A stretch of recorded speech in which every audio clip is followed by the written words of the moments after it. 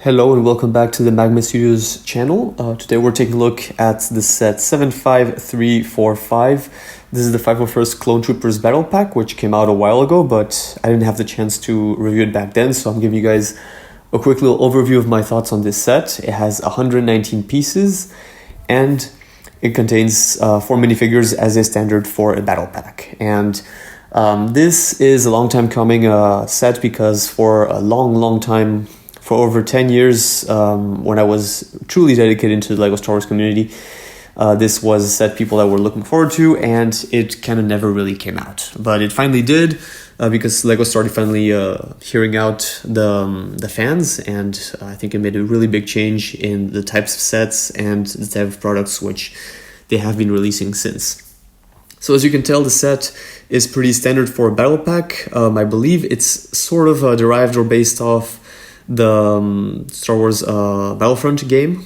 We have, from the 4 minifigures, we have a 501st officer. So definitely looking into different types of classes here. He comes with a visor, or at least a rangefinder, and a little pistol.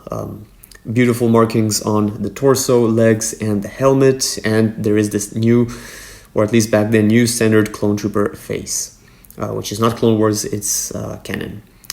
And then we have the 501st Clone Specialist. So he has this like night vision sort of, I guess, visor. And he has otherwise the very standard 501st torso, blue arms, leg print, and helmet. So this is actually your only 501st standard minifigure in the set, if you want to look at it that way. And he comes with what can be a DC-15 or some sort of sniper rifle, as you wish, depending on your imagination, I guess, because I don't really recognize that well the guns.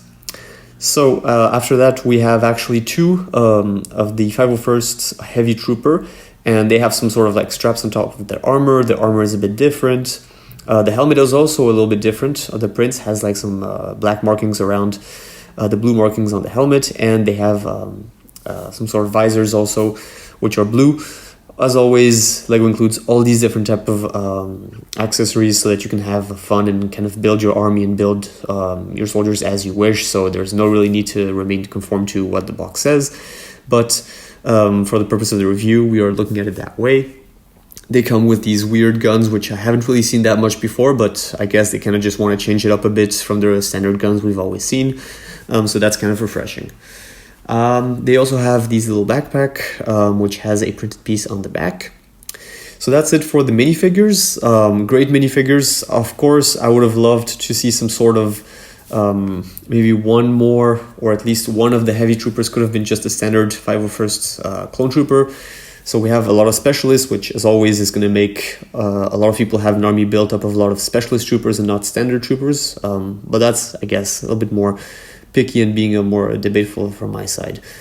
The set comes otherwise with a heavy cannon, which it's once again, as always, this is the very standard battle pack builds that we get. The cannon's kind of ugly, but it does its job and purpose, which fits one minifigure, moves up and down, the legs can oppose, and it shoots a spring-loaded shooter. So as always, it gets the job done. It gets interesting pieces into your collection if you want to build some stuff. But the build for itself, I mean, it's not crazy, but it's not that ugly either.